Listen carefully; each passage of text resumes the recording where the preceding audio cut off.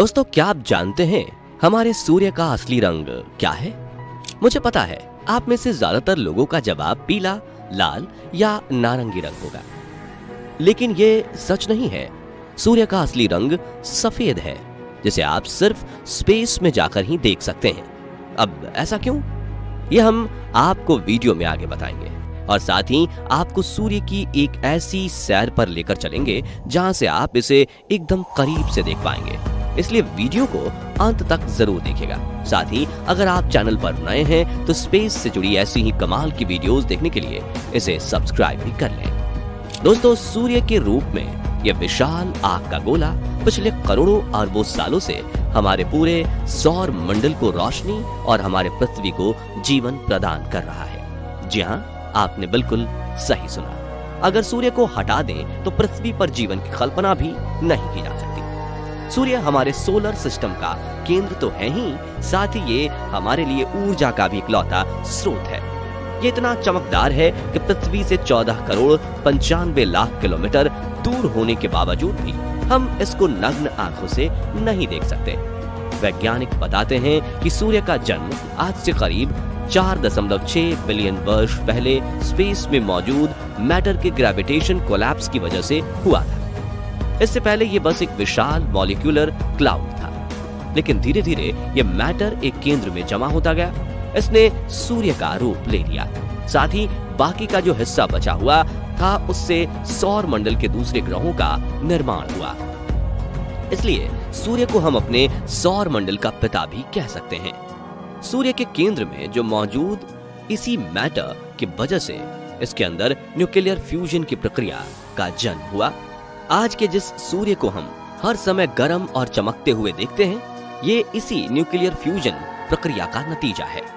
अगर हम सूर्य के अंदर झांक कर देखें तो इसमें हमें लाखों किलोमीटर की गहराई तक हाइड्रोजन की परतें मिलेंगी और इन्हीं परतों के बिल्कुल बीच में मौजूद है सूर्य का कोर, जो एक अनंत ऊर्जा का भंडार है और इसका तापमान 1.5 करोड़ डिग्री सेल्सियस के आसपास रहता है। ये कोर ही वो जगह है जहां न्यूक्लियर फ्यूजन की प्रक्रिया होती है। इसमें 2 हाइड्रोजन एटम एक साथ मिलकर एक हीलियम परमाणु का निर्माण करते हैं और इससे एनर्जी का एक बहुत बड़ा विस्फोट होता है। कहने और सुनने में यह प्रक्रिया भले ही आसान लगे, लेकिन 2 हाइड्रोजन एटम को आपस में मिलाने के लिए हद से ज्यादा दबाव और ऊर्जा की जरूरत पड़ती है। और सूर्य क्योंकि इतना विशाल है, इसलिए इसके कोर में ग्रेविटी का वो फोर्स बनता है जिससे ये एटम आपस में मिल जाते हैं। इनके मिलने से एक धमाका होता है और उसे फोटोन निकलता है, जिसे आम भाषा में हम प्रकाश का एक कण भी कह सकते हैं। प्रकाश का यही कण सूर्य के केंद्र से निकलकर हमारी पृथ्वी तक पहुंचता है और हमें रोशनी व जीवन प्रदान करता है। सूर्य के केंद्र में हर सेकंड तकरीबन 4 मिलियन टन मैटर ऊर्जा में बदलता रहता है और ये 1.8 न्यूक्लियर बम धमाकों के पैदा होने वाली ऊर्जा से भी ज्यादा है और यही ऊर्जा प्रकाश के रूप में हम तक पहुंचती है। यहाँ एक चीज को समझना बेहद ही जरूरी है कि सूर्य की ऊपरी सतह से प्रकाश को पृथ्वी तक पहुंचने में भले ही 8 मिनट 20 सेकंड्स का समय लगता हो, लेकिन इसी प्रकाश को सूर्य के केंद्र से बाहरी सतह तक आने में 10 लाख साल लग जाते हैं। इसका मतलब यह है कि आज हम सूर्य की जिस रोशनी को अपने ऊपर महसूस कर रहे हैं, वो 10 लाख साल पुरानी है। अब सूर्य के केंद्र से फोटोन को इसकी सतह तक आने में इतना समय क्यों लगता है, इसका सटीक जवाब अभी वैज्ञानिकों के पास नहीं है।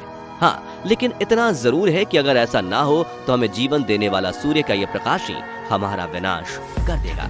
दरअसल सूर्य के केंद्र में जब कोई फोटोन निकलता है तो वो गामा के रूप में बहुत ही ज्यादा ऊर्जा से भरा रहता है और ये जानलेवा भी होता है। ऐसे में अगर ये सीधा सूर्य से बाहर निकलकर हमारी पृथ्वी पर पहुंच जाए तो जीवन का नाश कर देगा। लेकिन प्रकृति ने सूर्य को कुछ इस तरह से बनाया है कि उसके कोर से निकलने वाला ये प्रकाश 10 लाख साल पुराना होकर ही सूर्य की सतह तक पहुंचता है और इसी के चलते पृथ्वी पर पहुंचने तक ये इतना ज्यादा विनाशकारी नहीं रहता। दोस्तों, सूर्य पर हर समय लाखों करोड़ों हाइड्रोजन बम विस्फोट होते रहते हैं, जिनसे निकलने वाली ऊर्जा ही हमारे लिए जीवन का स्रोत बनती है। और सिर्फ ये ऊर्जा ही नहीं, बल्कि सूर्य का मास भी हमारे ब्रह्मांड को इस रूप में बनाए रखने का काम करता है जिसका हम खुद भी एक हिस्सा हैं। आपको बता दें कि सूर्य हमारे पूरे सौर मंडल के मास का 99.8% खुद अकेले होल्ड करता है और पृथ्वी की तुलना में इसकी ग्रेविटी 28 गुना ज्यादा है। यही वजह है कि सूर्य खुद से करीब 6 अरब किलोमीटर दूर मौजूद प्लूटो को भी अपने चारों तरफ घूमने के लिए मजबूर करता है। जैसा कि आप जानते हैं कि हमारे सौर मंडल में मौजूद सभी ग्रह सूर्य के चारों ओर चक्कर लगाते हैं। अगर सूर्य को हटा दिया जाए तो ये सभी ग्रह एक दूसरे से अलग होकर अनंत ब्रह्मांड में कहीं खो जाएंगे और हमारे सौर मंडल का नामो निशान तक बाकी नहीं रहेगा। दोस्तों, वैसे तो सूर्य को फिजिकली एक्सप्लोर करना पॉसिबल नहीं है, लेकिन वैज्ञानिकों ने अपने उपकरणों की मदद से इसको स्कैन करके 6 अलग अलग लेयर्स में विभाजित किया है।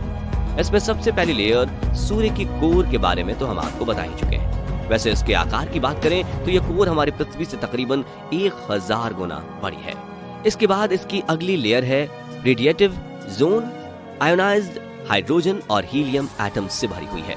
हालांकि ये सूर्य की कोर जितना सघन तो नहीं होती, लेकिन इतनी ठोस जरूर होती है कि फोटोन को आसानी से पास नहीं होने देती। इसके बाद कन्वेक्शन जोन का नंबर आता है, जो सूर्य की तीसरी और आखिरी आंतरिक लेयर है। इस लेयर में तापमान कोर के मुकाबले काफी ज्यादा कम होकर 20 लाख डिग्री सेल्सियस पर रहता है। साथ ही ये लेयर रेडिएटिव जोन की तरह बहुत ज्यादा ठोस भी नहीं होती, जिसके चलते फोटोन इसके अंदर से ज्यादा आसानी से पास हो पाते हैं। इन तीनों आंतरिक लेयर्स के बाद बारी आती है उस लेयर की जिसको हम पृथ्वी से भी देख सकते हैं, यानी सूर्य का बाहरी लेयर फोटोस्फीयर, जिसे सूर्य की सतह भी कहा जाता है। हालांकि ये पूरी तरह से ठोस सतह नहीं है, बल्कि ये पूरी तरह से गर्म प्लाज्मा से बनी होती है। यानी सूर्य के कोर में जो ऊर्जा बनती है वो लाखों साल तक अपना सफर तय करके प्लाज्मा के रूप में इसी लेयर को बनाती है। 482 किलोमीटर मोटी इस लेयर का तापमान 5600 डिग्री सेल्सियस तक रहता है, जो कोर के मुकाबले बहुत ज्यादा कम है, और इसी लेयर से सूर्य की रोशनी हमारी पृथ्वी तक पहुंचती है। फोटोस्फीयर के बाद क्रोमोस्फीयर, जो कि 2000 किलोमीटर मोटी लेयर है, ये प्लाज्मा से बनी एक बेहद गर्म और पतली गैसीय लेयर है जिसको हम अपनी आंखों से नहीं देख सकते। इसके ऊपर सूर्य की 5वीं लेयर ट्रांजिशन रीजन मौजूद है। ये बेसिकली सूर्य के वायुमंडल की एक बेहद पतली और अनियमित लेयर है जो गर्म कोरोना को ठंडे क्रोमोस्फीयर से अलग करती है।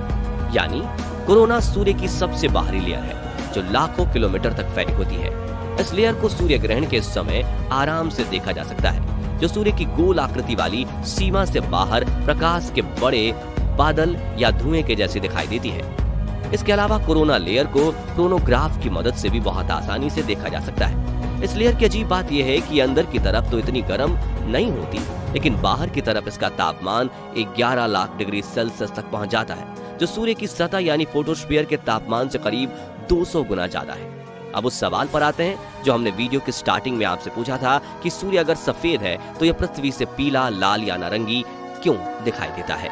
असल में इसका कारण है ये कि पृथ्वी का वायुमंडल सूर्य के प्रकाश में मौजूद ब्लू लाइट को रेड लाइट की तुलना में थोड़ा ज्यादा स्कैटर यानी बिखेर देता है, जिसकी वजह से सूर्य हमें हमेशा पीला ही दिखाई देता है। दोस्तों, हमारा सूर्य इतना ताकतवर है कि हमें अगर जीवन दे सकता है तो एक ही पल में सब कुछ नष्ट करने की भी जरूरत रखता है। इससे जुड़े हजारों ऐसे रहस्य हैं जिनका जवाब हमें ढूंढना है, और ऐसे ही कुछ रहस्यों को उजागर करने के लिए भारत ने अपना सूर्ययान आदित्य L1 को लॉन्च किया है, जो आने वाले 5 सालों तक इसका अध्ययन करेगा। वैसे आपको सूर्य से जुड़े कौन से फैक्ट ने सबसे ज्यादा हैरान किया और आपको ये वीडियो कैसा लगा कमेंट में जरूर बताएं। बाकी दोस्तों, हमारी आज की इस वीडियो में बस इतना ही। वीडियो अच्छी लगी हो तो इसे लाइक और शेयर जरूर करना। मिलते हैं जल्दी ही एक और इंटरेस्टिंग वीडियो में, तब तक के लिए गुड बाय, जय हिंद।